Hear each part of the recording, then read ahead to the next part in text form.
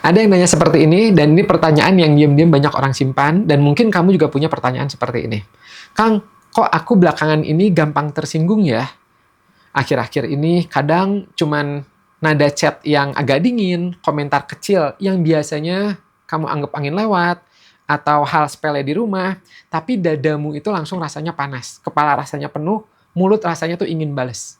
Dan setelahnya kamu bingung sendiri, kok aku jadi kayak gini ya? Kayak bukan aku deh. Oke, gini. Kalau misalnya kamu ngerasa seperti itu, pertama tenang, kamu nggak sendirian, dan ini bukan soal kamu lebay, juga bukan kamu sekedar baper. Bukan. Seringkali yang bikin berat itu bukan pemicunya, tapi cadangan sabar kita yang sudah menipis. By the way, ini penting. Di video ini saya ingin ngajak kamu untuk pelan-pelan mengenal polanya, tahu polanya, dan bagaimana solusinya. Tujuannya supaya nanti kamu bisa ambil satu langkah kecil untuk mengosongkan gelas emosi yang sudah kepenuhan dalam diri kamu sendiri. Nah, di sini pertama kita bedakan dulu ya antara karakter sama emosi. Ada orang yang memang dari awal itu memang lebih sensitif, lebih peka, itu namanya karakter. Tapi banyak orang yang bilang, aku gampang tersinggung akhir-akhir ini. Nah, sebenarnya bukan karena karakternya yang berubah, melainkan karena kondisinya yang sedang turun. Kamu mungkin tetap orang yang sama. Cuma kapasitas emosimu itu sedang nggak sebesar biasanya. Nah, kalau energi mental kamu itu masih penuh, ya, maka hal kecil itu ya rasanya kecil, no problem. Kamu bisa menahan diri, kamu bisa mikir dulu. Kamu bisa melihat konteks masalahnya apa. Tapi, kalau kamu udah lama jalan tanpa berhenti, energi emosi itu bisa habis pelan-pelan. Dan saat energi mental kita habis, filternya itu mulai menipis. Yang biasanya bisa kamu saring, sekarang langsung masuk, langsung to the point. Yang biasanya kamu bisa toleransi, sekarang rasanya kok tajam ya. Nah, disinilah biasanya banyak orang yang terjebak. Kamu kira masalahnya itu orang lain, mereka jadi nyebelin, mereka kok semakin nyebelin. Padahal seringnya kapasitas emosi kita yang sedang menyusut. Di sini kita pakai pola yang sederhana. Kamu bertahan, kamu tetap jalan, kamu tetap menjalankan peranmu sehari-hari, entah itu di dunia kerja, entah itu di rumah tangga. Tapi kamu mematikan sinyal lelah diri kamu sendiri. Kamu bilang ke diri sendiri, nanti aja istirahatnya. Yang penting kelar dulu. Jangan drama deh, jangan lebay, saya bisa kok. Atau jangan ngerepotin orang deh. Betul, kamu bertahan, but kamu sebenarnya lagi mematikan sinyal kamu sendiri. Sinyalnya mati. Therefore, karena itu, kamu baru nyadar saat udah meledak.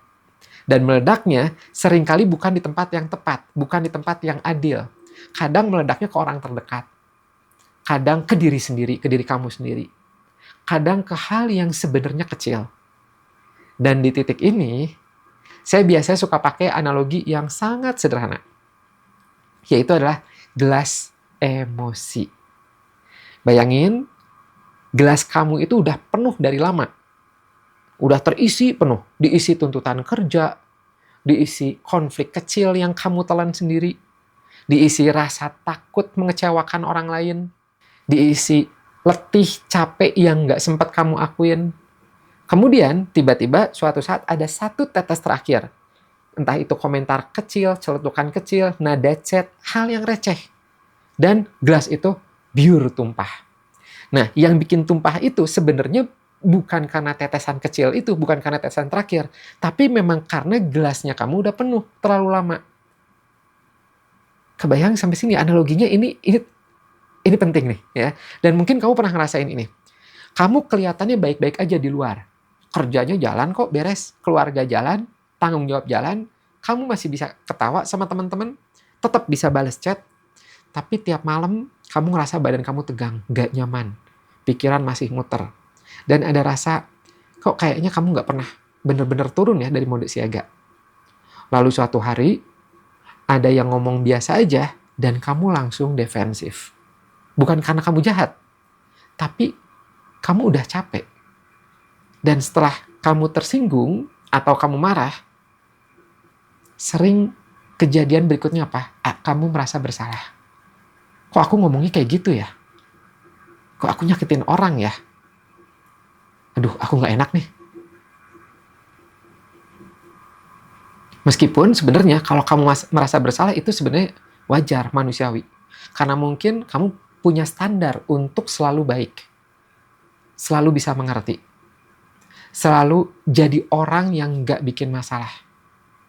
Tapi sebentar, di sini ada kalimat yang perlu kamu dengar. Reaksi kamu yang besar kadang bukan melindungi ego, tapi melindungi bagian dalam diri yang sudah terlalu capek. Dan tubuh biasanya ngasih tanda dulu sebelum emosi meledak. Kamu jadi cepat defensif, gampang salah paham,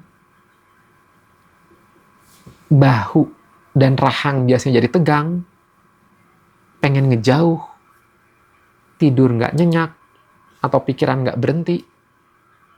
Nah, kalau kamu lagi di fase ini, coba tanya pelan ke diri kamu sendiri. Aku lagi marah? Atau sebenarnya aku lagi lelah?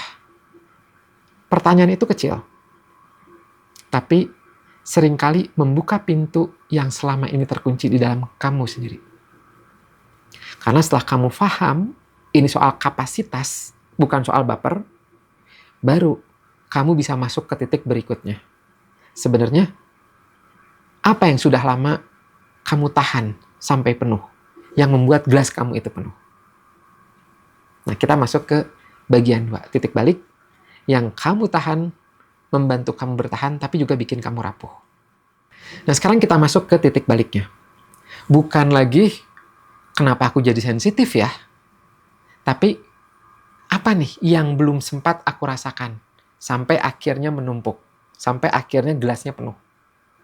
Kadang, kita nahan emosi itu bukan karena kita mau pura-pura kuat. Tapi, ya karena memang perlu bertahan. Dan kamu tetap masuk kerja. Kamu tetap mengurus rumah. Tetap jadi teman yang bisa diandalkan. Tetap jadi anak yang nggak bikin repot. Dan itu ada fungsinya. Menahan emosi itu positif juga. Ya, bikin kamu tetap berfungsi. Tapi di sisi lain ada biayanya juga. Karena kalau terlalu sering menahan, bisa jadi kamu jadi kehilangan ruang untuk pulih. Polanya biasanya kayak gini. Kamu kesel, tapi kamu telan. Kamu sedih, tapi ya udah kamu nyibukin diri.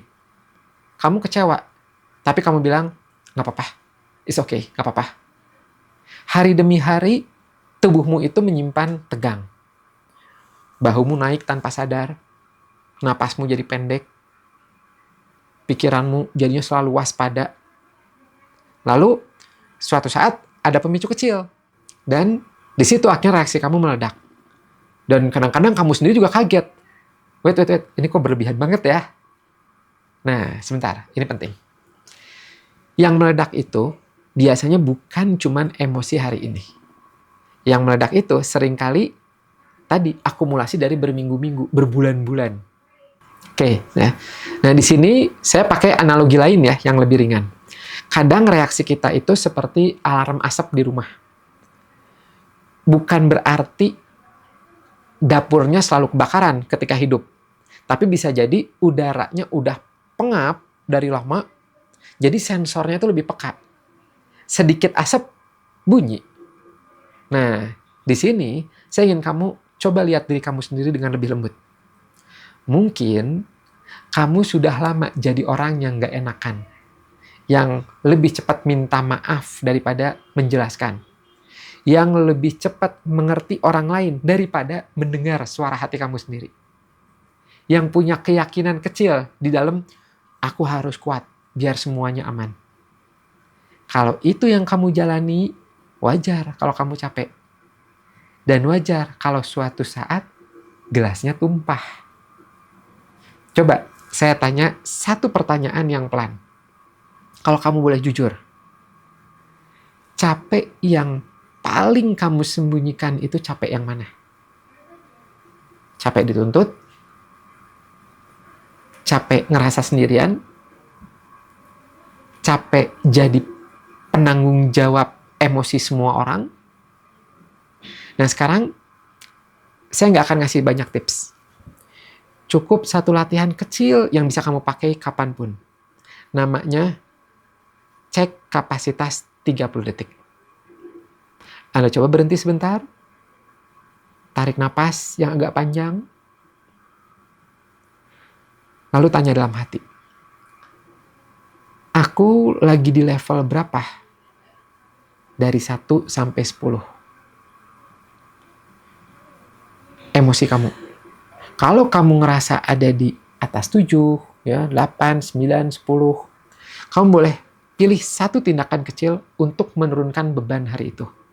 Misalnya mengundur diskusi yang sensitif, minta waktu sebelum balas chat, atau cuman bilang dengan kalimat yang lembut tapi tegas, maaf, aku lagi sensitif, aku butuh jeda sebentar, bukan debat. Kalimat itu sederhana, tapi itu cara kamu untuk menyelamatkan relasi sekaligus menyelamatkan diri kamu sendiri. Dan kalau kamu penasaran, kadang tekanan batin juga bisa terlihat dari hal yang kecil, seperti tulisan tangan. Bukan untuk menghakimi ya, bukan untuk menjudge, tapi untuk mengenali pola lelah yang sering kamu abaikan, karena kamu keburu menunjukkan tetap kuat. Dan kalau kondisi ini sudah mulai mengganggu tidur, mengganggu kerja, relasi, maka ngobrol dengan profesional itu bisa jadi salah satu langkah yang sehat. Bukan tanda kamu lemah, tanda kamu sayang sama hidupmu. Jadi, ya, yang berat itu seringkali bukan pemicunya, tapi kapasitas kamu yang sudah terkuras. Sensitif bukan berarti kamu lemah, seringnya itu sinyal bahwa kamu sudah terlalu lama berjalan tanpa istirahat. Kalau kamu mau mulai dari sesuatu yang kecil, coba mulai dari jeda. Jeda sebelum membalas, jeda sebelum menyimpulkan, jeda untuk nanya, aku lagi marah atau aku lagi lelah? Nah, saya ingin coba tanya di komentar. Menurut kamu, pemicu kecil apa yang akhir-akhir ini paling sering membuat kamu tersulut?